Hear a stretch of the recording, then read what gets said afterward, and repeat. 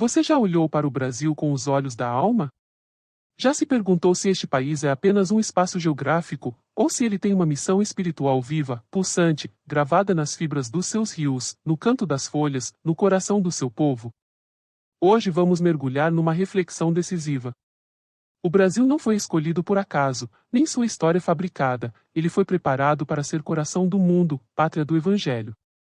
Alberto Almeida nos convoca a despertar para uma revolução interna, moral, espiritual, que não depende de políticos, mas de espíritos conscientes. Há janelas interiores que precisam se abrir. Há semente que precisa brotar. A missão do Brasil não é sobre exaltação nacionalista, é sobre revelar Jesus em nós, transformar ética em ação, cuidar do outro, acolher o diferente. E essa transformação começa no íntimo. Assista até o fim. Permita que essa mensagem incendeie algo dentro de ti, pois a mudança que o mundo tanto espera talvez comece em você. Caros internautas, é com muita alegria que podemos compartilhar com a Federativa do Norte, na centralidade da Amazônia, uma temática de importância fundamental nos dias que correm. Cerra as janelas dos teus olhos e encerra dentro de ti a luz radiante do dia. Liberta a tua alma e deixe que ela livre alce voos, como uma águia de asas douradas a plainar, esplêndida na tepidez do vento. Ouve o murmúrio do rio gargalhando nas pedras e o cantar das folhas do olmeiro a ondular ao vento. Sente o quebrar das ondas, sorri, rociando a brancura da areia. Observa o rubor das rosas, esmaga aos pés as folhas da camomila, incensando o ar com seu doce perfume. Vem comigo para a chegada do amado. Ele virá. Quem sabe, durante a noite ou no correr do dia, talvez calvagará a madrugada fria, e quando ele chegar, verás a mutação das cores, ouvirás a sua flauta no chamar. Correrei para ele e direi: amado visitante, quanto eu te esperei. Teci guirlanda de flores e pus guiso nos meus pés para bailar em tua homenagem. Plangi as cordas finas do bambu em tua honra. Tu viestes a lourar as tranças negras da minha noite, convertendo meu interior sombrio em dia. A tua carruagem parou à porta da minha casa. Descerrei as janelas dos meus olhos, mas ele se envergonhou diante da fulgurância da tua presença. Tímido, tentei tocar as tuas virtudes, trêmulo de medo, e tu não me censurastes o atrevimento. Bondoso, carinhoso, estendeste as tuas mãos de caridade e ofereceste-me a tua graça. Amigo, enxuga a lágrima furtiva que viaja em tua face. Enxuga a tua lágrima porque o Consolador chegou.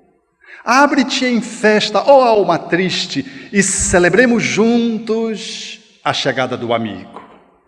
Esmaguemos com os nossos pés o sândalo e a camomila e esperemos em silêncio que os seus passos transformem em perfume a sua chegada. A minha alma exulta, o meu coração saltita, as bailarinas voltarão a bailar, tocando símbolos, tinindo os guizos, os cantores voltarão a cantar, e eu, que nunca cansei de te esperar, acenderei a minha candeia e porei-a sobre o velador para iluminar aqueles que não conhecem o teu amor. Amado visitante, agora que tu chegastes, seguirei contigo, esmagando rosas, acendendo estrelas despertando o sol, clareando e prateando a noite, aljofrando com espumas o rigor da areia, tomando a mão de um amigo e seguindo com ele. Agora que tu chegastes, vou contigo, recebendo os frutos da tua semeadura. É a fala do poeta Rabindranath Tagore, pela psicografia mediúnica na sensibilidade incomparável de Divaldo Franco, fazendo-nos entrever a nossa relação com a chegada misteriosa, plena, singela e fulgurante de um carro, cujo conteúdo luminescente nós não damos conta de poder, em abrindo os olhos, enxergar. Esse farol não é possível, em razão da nossa pequenez, aquilatar os seus contornos, a sua dimensão. O Espiritismo é muito maior do que todas as nossas expectativas juntas. E a sua chegada, ela demarca o início de um novo período para a história da humanidade.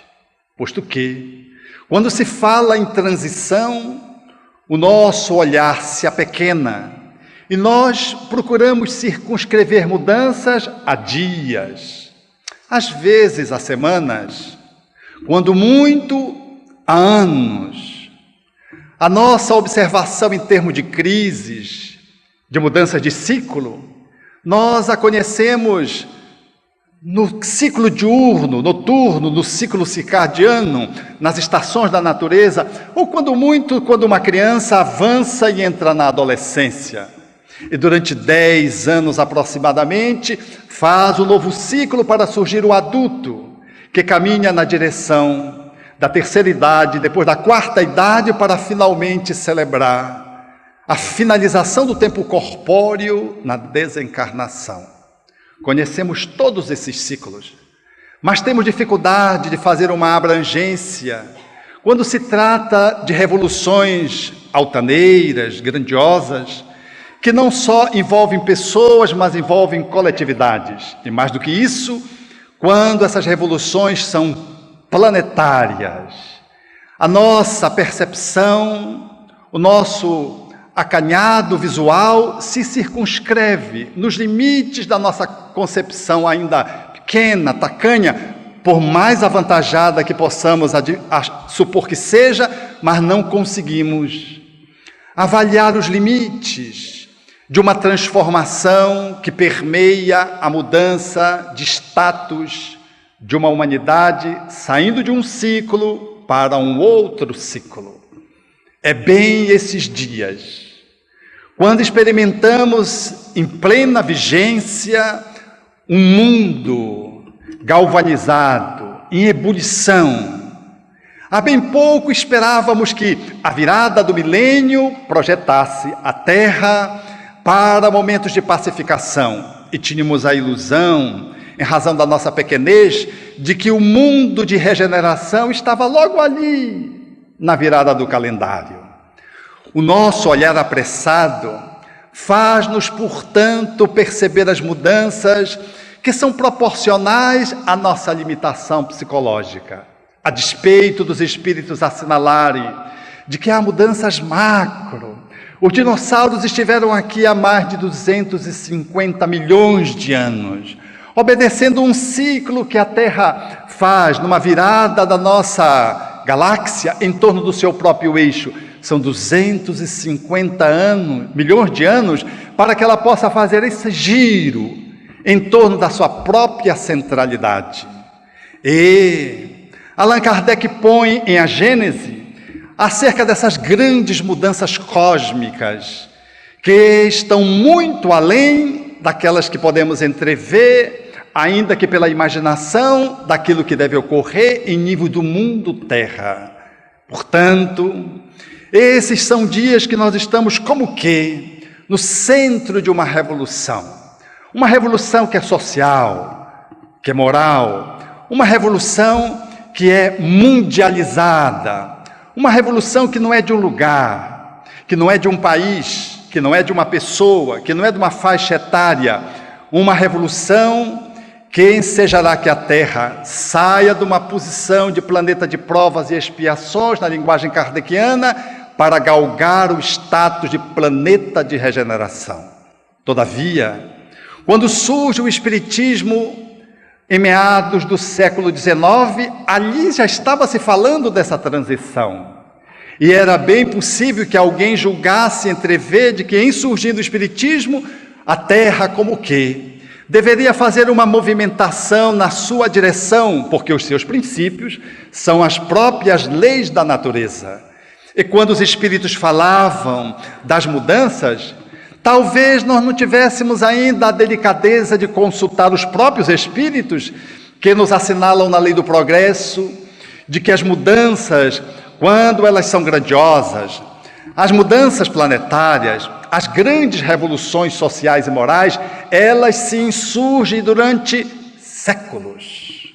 E estamos completando apenas agora, em abril, 160 anos, que o Espírito iniciou a sua trajetória no contexto da mudança planetária. Logo, o Espiritismo vem anunciando essa mudança na qual estamos em pleno curso, 160 anos. Uma mudança que aponta para quantas décadas? Vamos varar ainda algum século, mais de um, a fim de que possa ir se consolidando? Não sei. Nossa pequenez não consegue ainda abarcar esses limites. O fato é que a afirmativa dos Espíritos assinala de que o edifício antiquado, carunchoso, carcomido, ele deverá sofrer um movimento de demolição a fim de que surja uma nova ordem socioeconômica, antropológica e moral no contexto da Terra, anunciando um novo movimento no campo da humanidade, que vai se aprumando para uma nova direção, para novos princípios de convivência coletiva, social, para novos valores éticos. E estamos ainda no meio dessa mudança e logo questionamos acerca do nosso próprio país, acerca daquilo que foi anunciado exatamente na década de 30, um pouco antes de que a guerra pudesse explodir de uma forma mais intensa, a Segunda Guerra Mundial, como continuação da Primeira, quando Humberto de Campos assinala, num livro revelatório, de que o Brasil era o coração do mundo, a pátria do Evangelho. E logo nós ficamos, diante da circunstância em que vivemos, nos questionando sobre essa destinação do país. E quando vamos consultando as páginas dos jornais, consultamos aqui e acolá um programa jornalístico, avaliamos estatística, quando damos-nos conta de que o nosso país vive experiências dolorosas, aqui e acolá, mesmo entre os espíritas mais afervorados ao trabalho, surge uma hesitação e, dada a dúvida, nasce o questionamento: mas será mesmo que o Brasil é coração do mundo, pátria do Evangelho? E nós olhamos de revestrez para essa obra e começamos a questioná-la sobre essa promessa anunciada por Humberto de Campos. Naturalmente, que fazemos isso dentro desse contexto, não damos-nos conta do alargamento do que ele pode oferecer enquanto proposição e de que nós estamos no seio de uma revolução. Assim sendo, é natural que possamos fazer alguma reflexão e uma pausa para mais detidamente podermos exorcizar o pessimismo que às vezes nos alcança, uma onda de dúvida, de ceticismo, que, se é justo para que a sociedade como um toda ela possa agasalhar, para aqueles que somos espíritas, talvez merecesse ficar de lado, mas não porque alguém falou, mas porque a nossa reflexão nos induz a poder acolher no coração de que nós estamos numa nau, cujo condutor, que a conduz, o timoneiro, é a figura excelsa de Jesus. E de que nós somos a tripulação, que não podemos de modo algum nos projetar dessa nau, achando que ela perdeu o sentido, de que ela naufragará em função do mar agitado que se apresenta à frente dela. E negligenciarmos de que esse timoneiro detém o conhecimento e a sabedoria para conduzir o navio do progresso ao porto da regeneração, sem que precisamos todos naufragar, como se a terra de repente fosse algo sem direção, sem rumo, perdido no espaço e perdido no seu sentido cósmico, cuja providência divina lhe enseja dentro desse circuito do qual ela faz parte no nosso sistema solar. Há cosmicamente um sentido para tudo, e o progresso, ele é uma lei inevitável, e a Terra, como todos os planetas que compõem o nosso sistema, bem como a nossa microgaláxia, que é uma galáxia muito pequena, a Via Láctea, ela está mergulhada dentro do divino e, portanto, está sob a sua providência. E, segundo a tradição do mundo espiritual, na fala de Emmanuel, ela está sob o comando do governador, que é a figura incomparável de Jesus, que a Terra conheceu há quase 2000 anos atrás.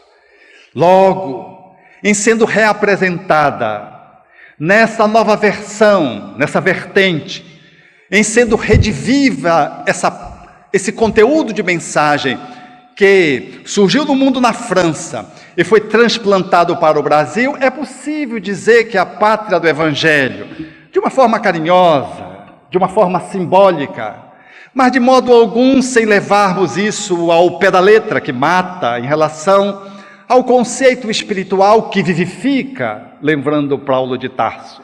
Porque o Evangelho não tem pátria, ele sintetiza as leis naturais que regem não só a terra, que expressam o divino no concerto cósmico. Logo, ele não é uma mensagem que está distrita a um povo, circunscrita a uma geografia, mas para que possamos entender a fala de Humberto de Campos, o Brasil, sem sombra de dúvida, ele recepcionou a proposição de resgatarmos o cristianismo nos moldes qual Jesus o apresentou ao seu tempo, considerando que a mensagem de Jesus ficara dividida em 5 partes, de que, em relação a essas partes, a parte mais importante, que foi a parte moral, ficou relegada para segundo plano, assim liquidando a missão de Jesus, quando se faz uma castração, uma amputação desse tipo, tomando a vida de Jesus para se deter nos fatos ditos milagres, ou nas profecias, ou nos atos comuns, ou nos pontos com que o movimento cristão ao longo da história compôs os seus dogmas, deixando, portanto, a sua ética atualizada enquanto moral comportamental de fora, naturalmente, que o mundo deveria apenas esperar um clima sombrio e o retardamento dessa grande transformação pela qual a Terra opera nestes dias. Posto que o movimento cristão fez um grande silêncio. Aos poucos ele foi cedendo a partir do século III para enveredar numa aliança com o poder para atitudes tão dramáticas que é difícil, quando olhamos para trás historicamente, encontrarmos Jesus em atitudes que o Santo Ofício elaborou em nome dele, de que as cruzadas operaram em nome dele, os calabouços, as fogueiras, as perseguições. É muito difícil ver Jesus nessas expressões que se autodenominavam cristãs. E é por isso que quando vamos ao velho mundo, temos a impressão de que efetivamente Jesus tem muita dificuldade de ser reapresentado quando se fala em religião. há um asco dessa palavra, posto que ela foi maculada pela malversação da mensagem do homem mais pacífico que a terra já conheceu, mas que em nome dele operou-se guerras, estabeleceu-se crimes incomparáveis, e nós avançamos para um exercício de dominação que até hoje o cristianismo, na forma como ele foi se organizando, ele tem dificuldade de poder lidar com as suas contradições. Esse e as catedrais, apontando para os céus, cada uma mais bela do que a outra nas múltiplas cidades do velho mundo, falam da beleza e do encanto de Deus pelos vitrais, pelos afrescos, pela estatuária, pela arquitetonia com que ela se coloca, pela musicalidade onde ali se opera. É verdade igualmente que nós não conseguimos acessar o divino através da figura de Jesus. Fala-se do divino, mas a mensagem do Cristo parece que está na escadaria, parece que está do lado de fora. Há um silêncio incomodadíssimo dentro das catedrais, porque elas foram feitas para homenagear o Mestre, mas o Mestre parece que não tem acessibilidade a elas. Elas falam da grandeza do homem, na pintura, na forma como ela está estabelecida, na tentativa de conectar a terra ao céu, mas ali parece que Jesus não comparece. Efetivamente era necessário trazer o cristianismo de volta. Se os meus discípulos se calarem, as pedras falarão por mim. E foram as lápides do túmulo que vieram gritar a mensagem libertadora do Espiritismo, que surgiu exatamente em meados do século XIX, na centralidade da Cidade-Luz, Paris, mas que seria transplantada na Fala dos Espíritos para o Brasil, que detinha uma geografia à semelhança de um coração e detinha uma formatação sócio-antropológica e psicológica que favoreceria que essa árvore pudesse prosperar. Talvez nesse sentido possamos entender que a pátria do Evangelho, possamos entender que é o coração do mundo, porque a própria geografia do Brasil, ela é a semelhança de um coração. E um país que geograficamente imenso, conquistado, descoberto ou invadido pelos portugueses, na ponta da Península Ibérica, distraídos que estavam com a Índia, diz o Espírito Emmanuel, é como se fossem forças sobrenaturais, fatos misteriosos asseguraram a unidade geográfica e territorial do país, que foi ameaçada por inúmeros povos do velho continente na tentativa de poder estabelecer aqui as suas bases. O Brasil se manteve íntegro, como um coração, e o seu jeito de se colocar no mundo deu ensejo para que o Espiritismo encontrasse aqui a fulgurância de um caldo de cultura de um povo que lhe poderia ensejar um bom desenvolvimento, que lhe poderia oferecer a possibilidade de desdobramento, fazendo com que a mensagem kardeciana encontrasse aqui o necessário desdobramento de que ela deveria ter, a fim de que o Espiritismo no Brasil pudesse compor, junto com os outros objetivos, o objetivo maior de ser uma pátria que pudesse celebrar a espiritualidade, que pudesse celebrar a fraternidade e que pudesse exportar esse jeito crístico de ser. Essa é a proposta. E quando olhamos para o Brasil, com todas as suas contradições, nós vamos perceber, naturalmente, que o Brasil é um país diferente.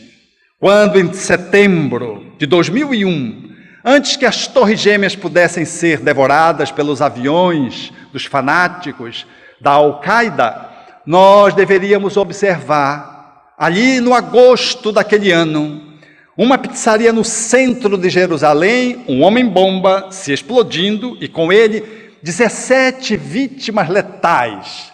Outras tantas foram lesadas dentro da pizzaria. E o mundo abatido, porque até então aqueles atentados tinham esse formato, esse tamanho, esse, portanto, era um que superava todos os outros. E o mundo acordava, perplexo, a que ponto o homem chegou de promover, pelo mecanismo de autoexplosão, liquidando 17 pessoas, ferindo algumas centenas e machucando o planeta, que acordava com aquele noticiário funesto, celebrando a morte. E no Brasil, São Paulo, o repórter fazia uma consulta àqueles que representavam a comunidade judaica e a comunidade árabe. Era um grupo de brasileiros que estavam se reunindo há um ano em São Paulo. E, consultado aquele que era o representante da comunidade árabe, ele disse: nós, árabes e judeus, nos juntamos aqui porque nós já conseguimos entender no Brasil de que árabes e judeus são irmãos siameses. Ou nós vivemos juntos, ou nós morremos juntos. E nós decidimos viver juntos. E o repórter foi fazer a tomada da representação judaica. E, surpreendentemente, aquele homem aditou aquela fala que por si só já era suficiente. Ele disse: nós, árabes e judeus, diria, portanto, o representante da comunidade árabe judaica, nós não só decidimos viver juntos, mas nós nos decidimos amarmos juntos. Era demais. Era São Paulo, era Brasil. É quase que inconcebível poder pensar que 100 pessoas se reuniam naquela época, árabes e judeus, para celebrar a vivência e para celebrar o amor. E se alguém tem dúvida disso, nós temos o nosso irmão Jorge Alberto Elahá, judeu, de filho de barriga de mulher judia, portanto, necessariamente judeu. E casou com a Sâmia, árabe, libanesa, só no Brasil. E só o Espiritismo pode fazer esse nexo. Que se você é fora do mundo, vai dizer que é uma perplexidade, que talvez seja uma excrescência, de que talvez seja uma ilusão, seja potoca, como a gente costuma dizer. Mas essa realidade pujante, ela está no nosso cotidiano. Essa formatação com que o país foi se estabelecendo, na miscigenação não só das raças, quando a simplicidade daqueles que estavam no velho mundo aportaram no Brasil, junto com a simplicidade dos indígenas que já aqui habitavam, e mais tarde com os negros, fazendo uma composição que dá ao Brasil esse cenário encantador ao longo do tempo, porque não há quem chegue em Salvador, na Bahia, e não se sinta tocado por um traço da negritude que celebra uma alegria que nós não conseguimos ainda avaliar. Apenas aqueles que chegaram na África, para poder perceber ali que aquela alegria vem como reverberação daquele continente. Nada obstante seja tão esmagado pelo sofrimento e pela exploração dos mundos. Nada obstante seja tão relegado até os dias de hoje e ainda a cidadania não faz parte do seu território, com algumas exceções de alguns países. O Brasil, portanto, ele faz esse mix, que quando você quer apresentar quem é o face, o modelo do brasileiro, você não consegue. Porque aqui tem um olho assim, outro tem um olho assim, um é alto, outro é baixo, um é gordo, um é... E aí a gente fica sem conseguir definir. O brasileiro não tem cara, ele tem barriga, mas, sobretudo no movimento espírita, mas cara não tem. Nós brasileiros, portanto, temos essa característica, e notadamente em função da Segunda Guerra Mundial, desde a primeira, nós recebemos os emigrantes, e é essa torre de Babel, entre aspas, que o Brasil celebra quando você está nele, porque nós temos gente de até brasileiro, que nasceu aqui originariamente, no sentido de que teve uma origem dos seus habitantes primários, que foram os indígenas. Até isso nós temos. Mas temos uma miscigenação que faz do Brasil um país sem igual. E dá esse jeito da brasilidade, que nos encanta a todos, celebrado, portanto, numa fraternidade que comunga, por assim dizer, as representações das diversas raças e nacionalidades que encontram no solo brasileiro uma convivência harmônica, uma convivência na qual o preconceito contra este país, ou contra aquele outro, ou contra a cor, ele é quase nada comparativamente a outros países que não o Brasil. Temos a dificuldade mais acentuada no preconceito social, que aqui e acolá está bem presente no Brasil e em todo o mundo. Quem tem dinheiro é importante, e é famoso é importante, e só é famoso quem tem dinheiro. E assim, o famoso e endinheirado, ele, independente do que ele seja, como ele seja, do seu gênero, da sua cor, da sua raça, da sua nacionalidade, ele é respeitado em qualquer parte do mundo, por conta desse estágio evolutivo que nós ainda experimentamos. Mas esse país, que tem na sua história karmas, mas comparativamente a outros países escassos, nós temos na nossa vivência brasileira a experiência da Guerra do Paraguai. Temos naturalmente aquilo que vem como rescaldo do trato com os indígenas, e aquilo que representa a importação dos escravos, conteúdos que fazem um amálgama de tudo quanto nós estamos atualizando. Mas o Brasil, até no hino, celebrado no início do nosso congresso, ele traz vida. É interessante que qualquer hino de qualquer país fala mais de guerra e de morte, de ataque, do que de vida.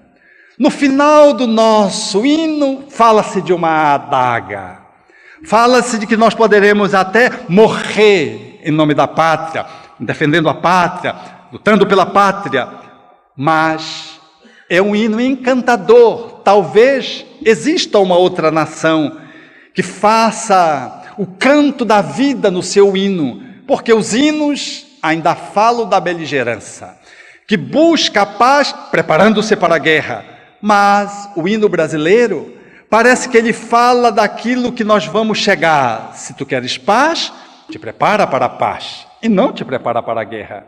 É, portanto, um hino formoso, gracioso. E quando nós olhamos o nosso país, a nossa pátria, nessa dimensão, e quando somos espíritas, há uma tentativa, e que nós vamos logo entender, de ufonismo e de achar de que o Brasil, em sendo o coração do mundo, a pátria do Evangelho, nós somos mais do que todo mundo de qualquer parte do mundo. Aí já entra a nossa egolatria. Não se pode dar biscoito para a criança, doce, porque ela logo se mela. Nós somos aqueles que reencarnamos no Brasil por necessidade. É um dos objetivos de que o Brasil celebra o amor e celebra a fraternidade, porque ele nos dá a chance de nos recuperarmos habitando corpos nessa nacionalidade. Pouco avaliamos isso, ou pouco valorizamos isso, de que somos espíritos egressos de fracassos, demorados, repetidos, e tivemos na mudança da cultura e da geografia o ensejo de poder renascer num país livre de karmas, com esse amálgama na sua formação da sua população e com uma tolerância religiosa também incomparável.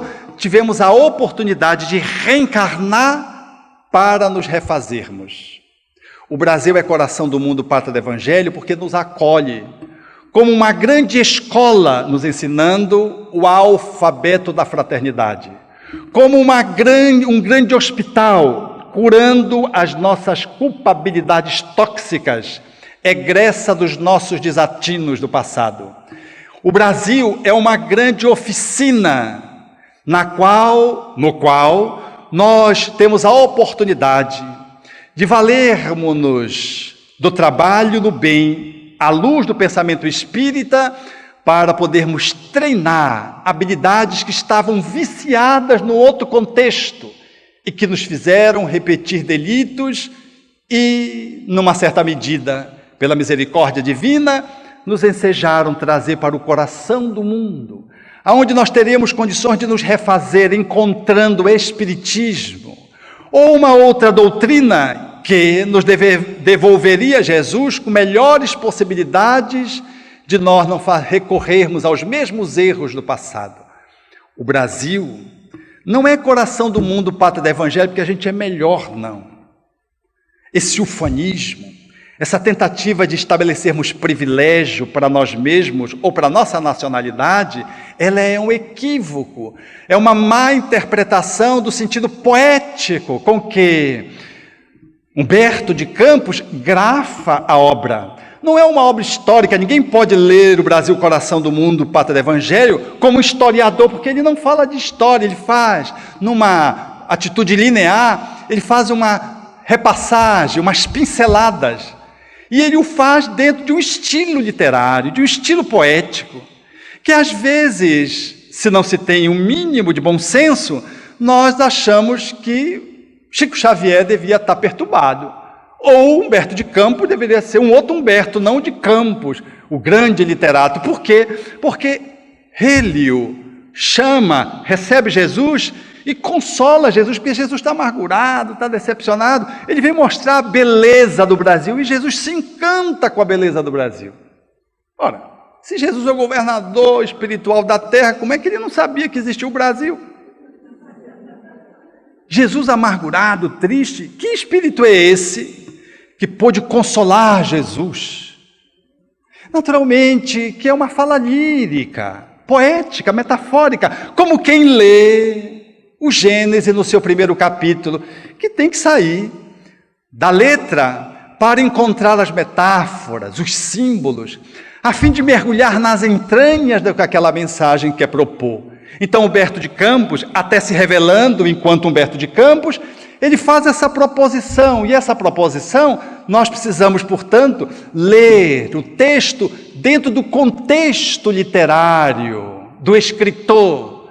E assim nós vamos ficando mais à vontade para entender de que Brasil, coração do mundo, pátria do Evangelho, não significa de que Jesus mora no Brasil, de que ele descobriu o Brasil, ficou alegre, porque estava triste, agora descobriu e ficou aqui.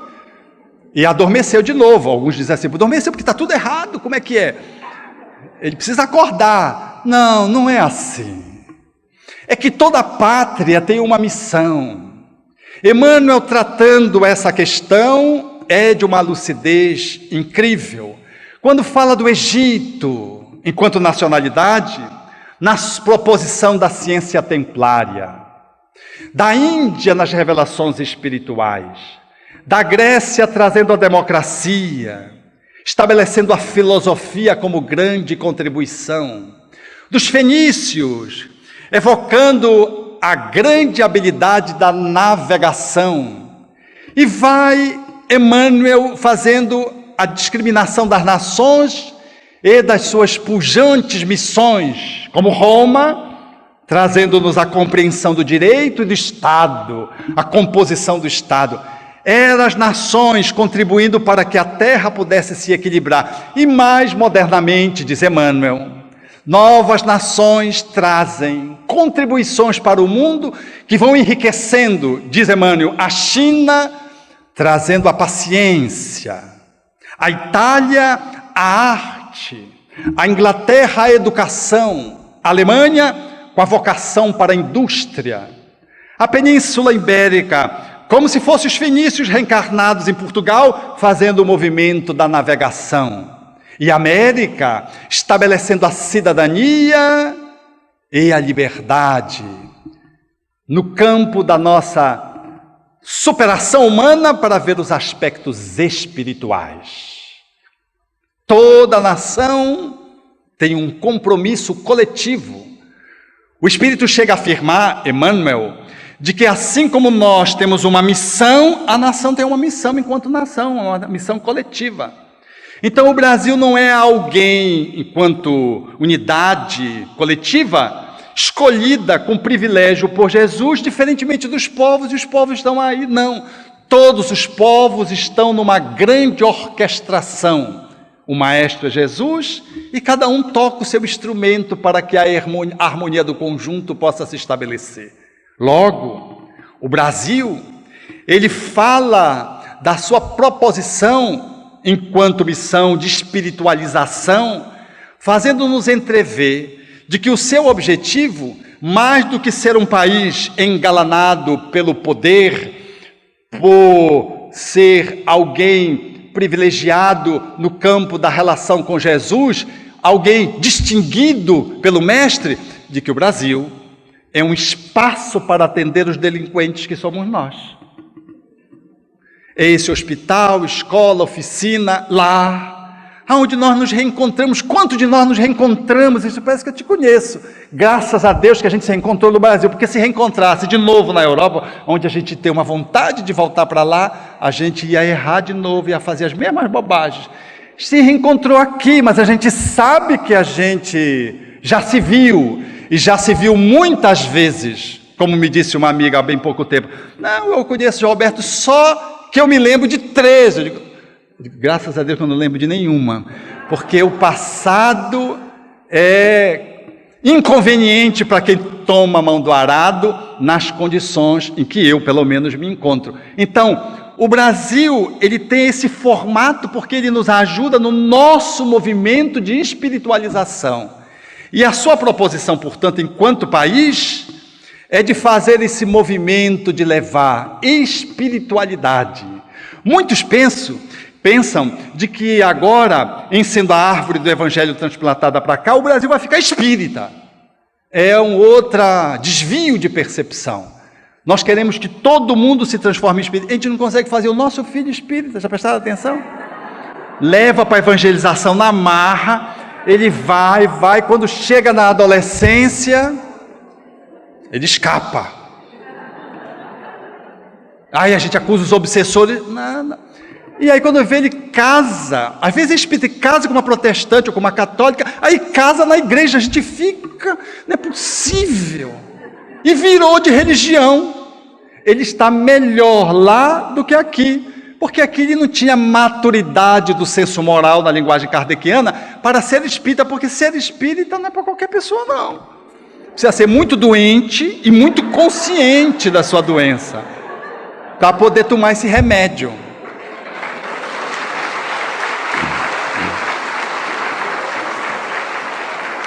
Então vejam que nós vamos começando a mudar o foco de má interpretação da obra e da missão do Brasil e vamos nos apoiando numa nova percepção. E começamos a ficar de joelhos agradecendo essa pátria. Eu mesmo sempre digo várias vezes, oxalá eu possa renascer no Brasil, porque a gente fala mal do Brasil, né? Todo mundo fala mal do Brasil, a gente adora falar mal. E do Brasil, porque não tem assunto, a gente começa a falar mal do país. E essa pátria berço, esplêndido, que nos acolhe, que se nós pudéssemos olhar para trás, talvez nós não conseguíssemos aquilatar a extensão que essa encarnação está nos ensejando, em reencarnando no Brasil, e mais do que isso, com esse plus, que se chama Espiritismo. Logo, em olhando nesse vão da história, para a missão do Brasil, nós já vamos perceber de que não é o Brasil que vai se espiritizar. A proposta é de que nós nos espiritizemos. Não é o país. Porque se eu não consigo fazer com que o meu filho seja espírita, como é que eu quero que o filho dos outros, que nem são espíritas, seja espírita? Esse é um movimento de catequese, de fora para dentro, é uma violência à maturidade do espírito, que deve estar aonde ele tem que ficar. E precisamos respeitar isso. A despeito disso, nós não vamos esperar que o nosso filho cresça para que ele encontre o seu caminho. A gente vai oferecendo aquilo que nos é de melhor. e vamos levando para o centro espírita. Porque mesmo que depois ele assuma outro credo que esteja mais coerente com a sua consciência, nós fizemos um grande investimento que vai ficando na alma como ensementação. Nós estabelecemos uma ética que, ainda que ele não tenha a profundidade filosófica que o Espiritismo enseja, entender aquela ética para se comportar, ele aprende pela modelação com o espírita, pelo exemplo do espírita, como é que se deve resguardar princípios de honestidade, de inteireza, de fraternidade, de solidariedade, que nós devemos lecionar enquanto espíritas de carteirinha que somos. E mesmo que ele saia do espiritismo, como vi certa feita o nosso companheiro Raul Teixeira assim expressar-se, de que ele estava visitando um amigo empresário e de repente chegou uma outra pessoa para falar com o empresário e tinha um retrato do Allan Kardec atrás. A Lourdes contei essa história aqui e talvez o Raul tenha contado. E aí esse cidadão disse assim: você... apontando para trás. Aí o cara fez assim. Não venha dizer que você... sou espírita. Não venha dizer que você é espírita. Aí o cidadão já começou a ter dúvidas se ele era ou não era, porque o cidadão foi tão enfático. E o Raul olhando aquele impasse que estava se estabelecendo. E aí o amigo, sem entender, o perguntador disse assim: não é possível, esse Allan Kardec me persegue. Ficou assim. Ele disse: não, é porque eu fui evangelizado desde criança. Ia para o centro espírita. Depois eu me transformei jovem da EIA para a evangelização. Até que eu consegui me desvencilhar do centro espírita. Aí eu ia para a boate, queria passar meninas para trás e lembrava da Allan Kardec e da ética. E não conseguia mais fazer o que eu tinha vontade, porque tinha aprendido na infância e na juventude como é que era o comportamento espírita. Impregnou-se, ainda que não pudesse entender. Então aí eles riram, né? O Raul, o companheiro, entendeu a fala dele. E para finalizar, ele ainda disse assim: então você sabe como é meu nome? Allan Kardec. Meu pai, para doutrinar, botar na evangelização, infanto-juvenil, vibrar na reunião mediúnica, ainda botou o nome para não perder o desgraçado rumo. Mas vejo como é difícil nós convencermos alguém ou convertermos alguém, porque não é um problema de ter uma boa lábia, o problema é de maturidade. A pessoa é o que ela dá conta de ser. É melhor ela ser um bom católico do que ser um péssimo espírita. É melhor ela ser um bom budista do que ser um péssimo espírita. Então, é natural que compreendamos, portanto, de que a missão do país não é que o mundo brasileiro se espiritize. Aí o Brasil espírita, porque é a maior nação espírita do mundo, ele vai agora dominar o mundo. Não é essa a proposição. A nossa proposição não é de que o espiritismo vai ser a religião do futuro, mas é de que o futuro das religiões vão na direção do espiritismo. Não é porque o espiritismo seja diferente, é por causa que as leis naturais. O espiritismo é uma ciência filosófica de consequências morais que representa a síntese das leis naturais. Então, o progresso das religiosidades vão na direção do espiritismo, que, com outros nomes, ou sem nome nenhum, mas é a mesma coisa. O espiritismo é essa grande síntese espiritual que nós chamamos de espiritismo, a ciência que estuda a origem, a natureza e a destinação dos espíritos e a relação com esse mundo parafísico, com esse mundo extracorpóreo. Portanto, ela tem essa contextura, e é nessa contextura que nós precisamos entender de que ser coração do mundo, pátria do Evangelho, nos implica, considerando que nascemos espíritas, de que nós temos um compromisso com a própria consciência e com aqueles que nos tutelam perante Jesus, de podermos fazer parte dessa transformação. É efetivo que espíritos luminares reencarnam no Brasil, como em outras pátrias, para estimular o progresso e o objetivo coletivo de cada nação. Mas é vão pensar de que uma alma vai transformar o mundo e de que nós somos um mero assistente ou aqueles que usufruem, porque o Brasil é um país especial. Se nós somos espíritas, significa que nós deveremos ser mais responsáveis. Então, a fala de Bezerra de Menezes, procurando decodificar a missão do Brasil proposta por Humberto de Campos, ele vai trazendo algumas reflexões que é de bom tom, quando exatamente o Brasil celebrava a sua nova Constituição, e ele dizia de que o Brasil, enquanto coração do mundo, pátria do Evangelho, não tinha que ter a pretensão intelectual de dominar os mundos e estabelecer guerras. De que o Brasil não deveria de modo algum ansiar ser uma potência econômica que pudesse viver à custa das lágrimas das nações vencidas. De que o Brasil não deveria brilhar no triunfo exterior em detrimento da interioridade dos seres humanos que deveriam se transformar. De que a missão do Brasil era transformar as almas. De que Jesus, por nós, deveria se expressar pela palavra. De que Jesus, através de nós, deveria se manifestar com as nossas mãos gentis, ativas. De que Jesus, em se nos habitando no processo transformatório, deveria guiar os nossos pés, deveria celebrar a forma como nós enxergamos os outros. De que, portanto, experimentar, fazer parte de uma nação com esse objetivo era assegurar a dinâmica da revivescência do Evangelho a partir do país da consciência, expandindo-se para uma geografia indimensional, para usar as palavras dele, indo além do lar, dos grupos sociais, das nações, em direção ao mundo, porque a mensagem do Evangelho é para o mundo.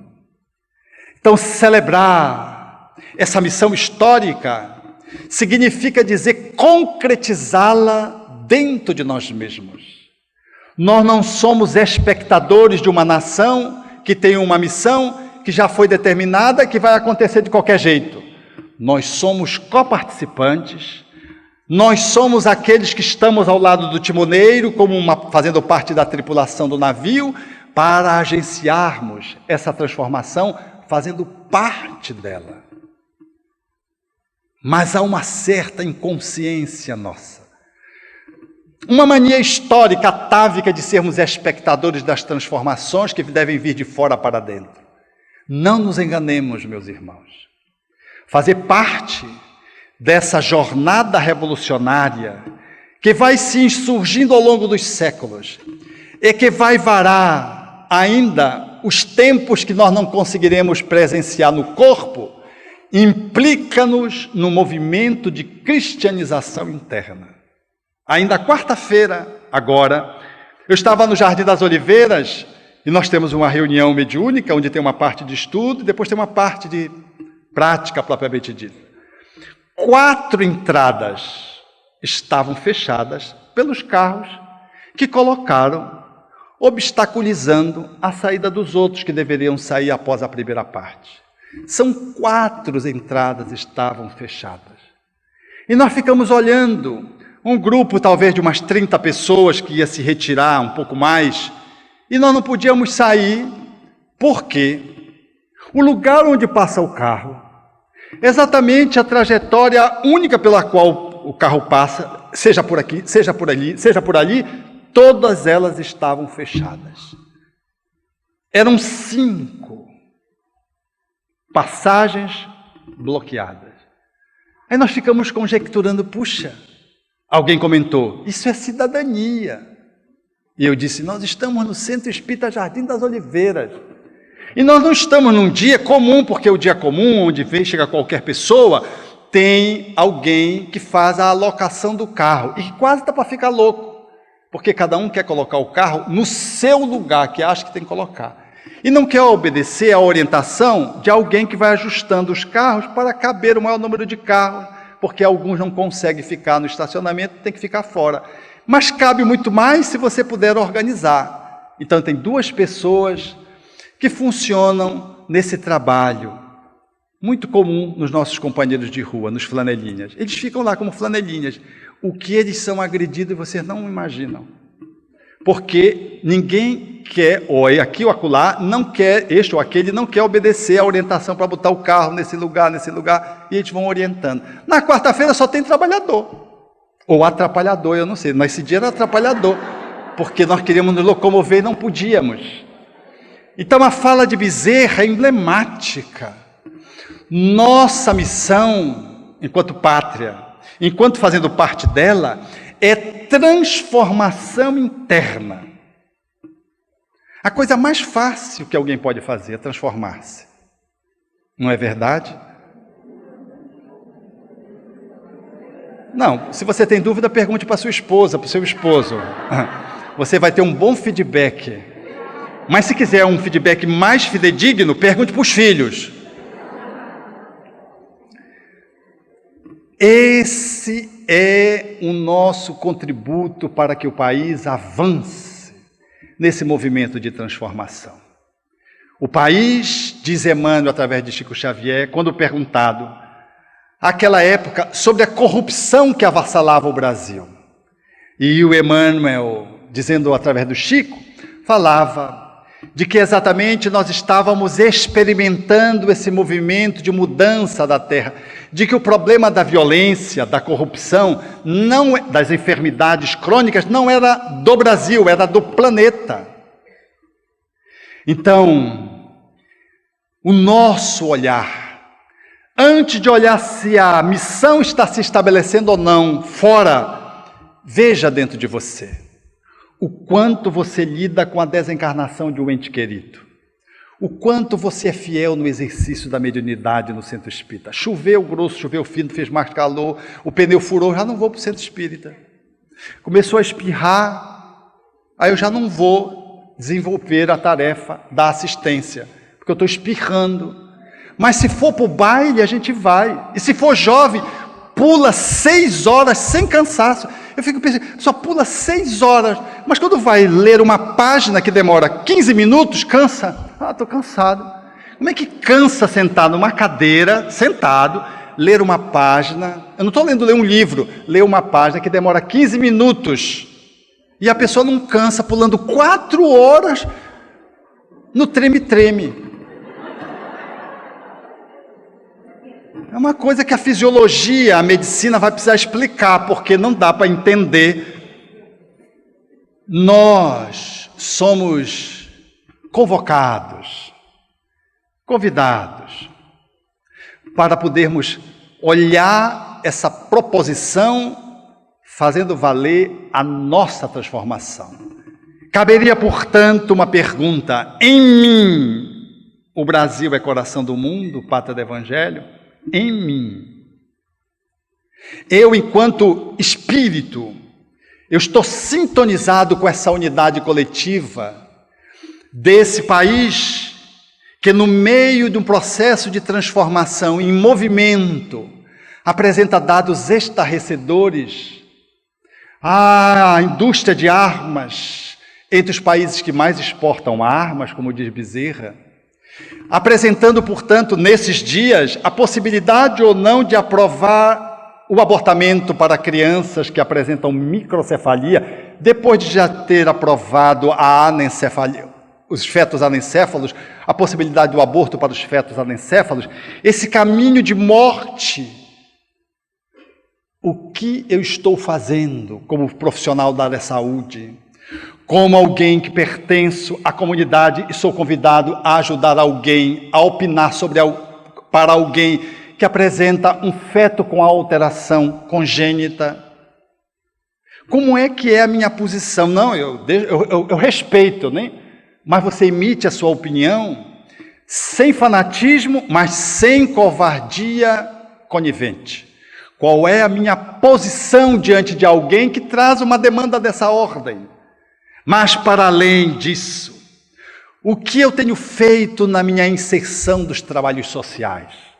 A doutrina espírita é só para o meu deleite ou ela me transforma na minha inserção numa atividade social? A transformação que me perpassa ela tem um fluxo que alcança outras vidas mais desprestigiadas do ponto de vista socioeconômico? Como eu frequento a casa espírita na atividade que eu me dedico do passe?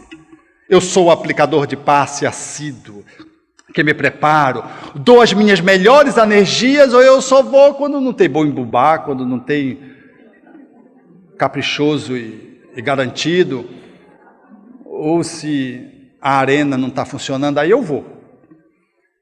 Eu sou o trabalhador episódico, ou eu sou o trabalhador que estou engajado para atender aquele que está na periferia com fome, com sede, destituído de possibilidades mínimas de dignidade humana, e aquele outro que frequenta no centro da cidade, mas que é um grande empresário, que poderá converter a sua gestão numa gestão ética, que poderá patrocinar, através de uma política de inserção dentro do país, do Estado, vinculando as leis que cada Estado oferece, que o Brasil oferece, fazendo a promoção com as diversas leis de incentivo com que você pode participar e fazer, mas independente de leis, aquele que atende, como ele vai atender os seus funcionários?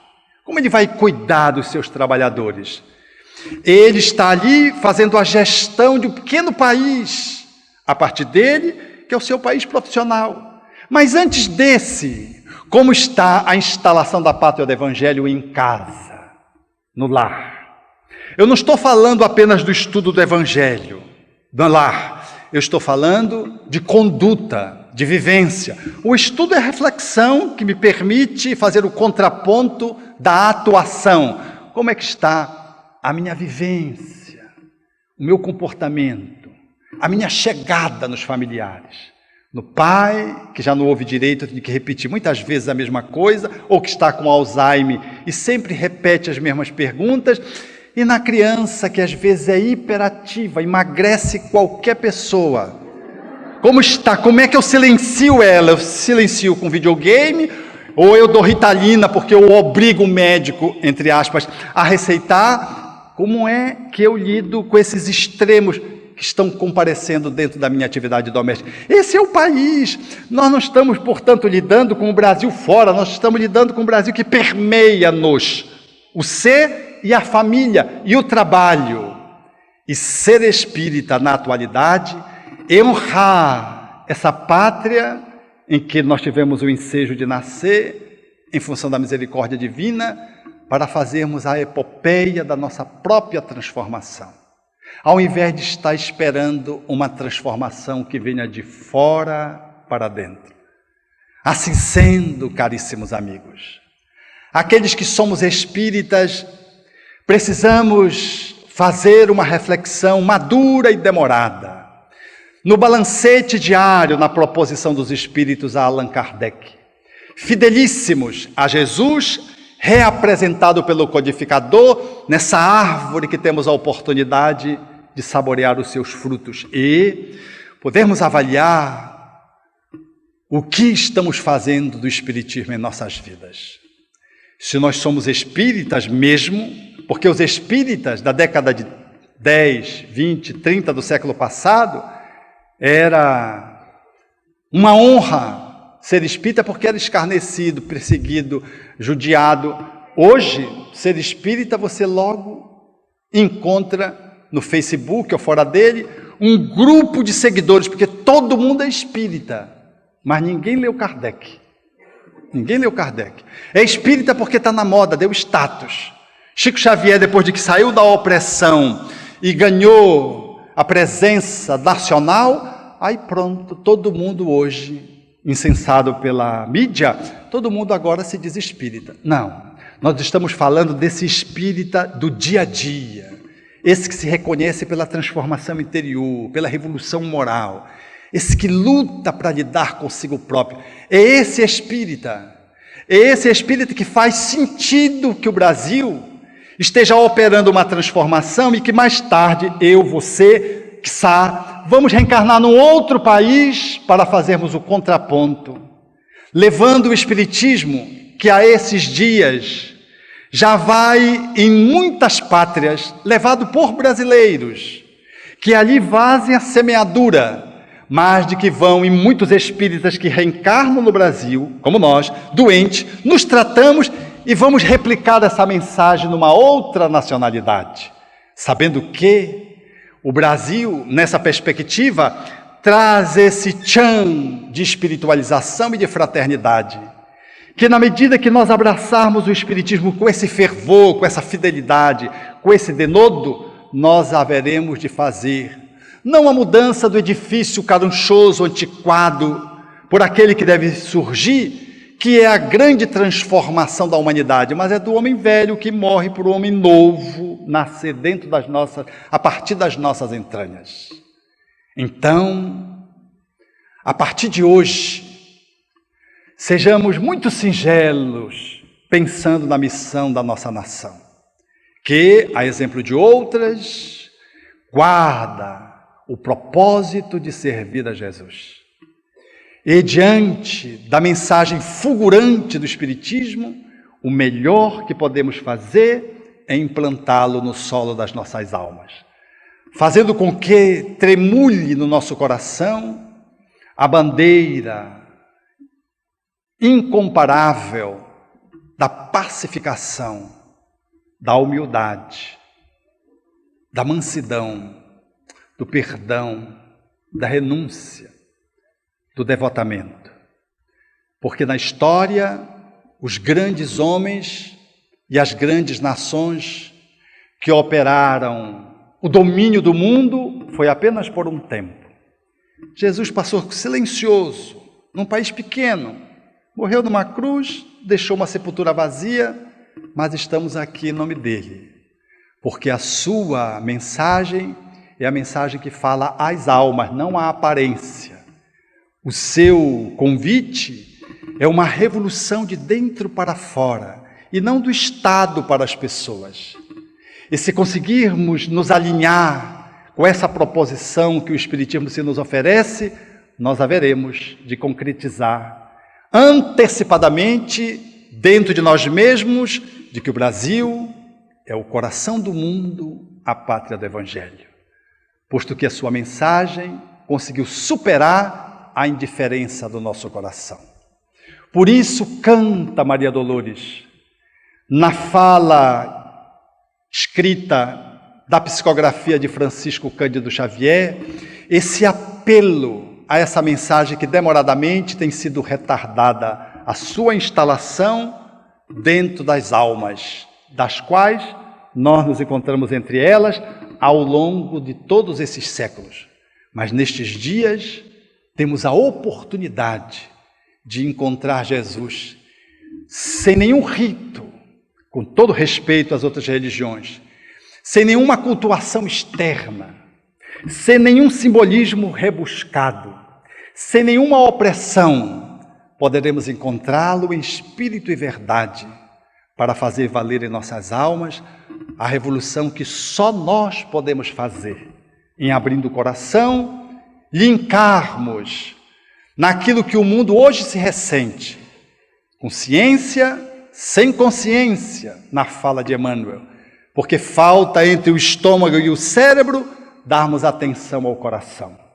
A proposição, portanto, do Espiritismo é fazer essa grande revolução na alma a partir do coração, para que a nossa ciência não caia na inconsciência e a gente volte a delirar como fizemos outrora. Mas, ao contrário, podermos nesse processo de iluminação sermos capazes de, acendendo como uma luminária, podermos beneficiar na onde a nossa movimentação é chamada a compor.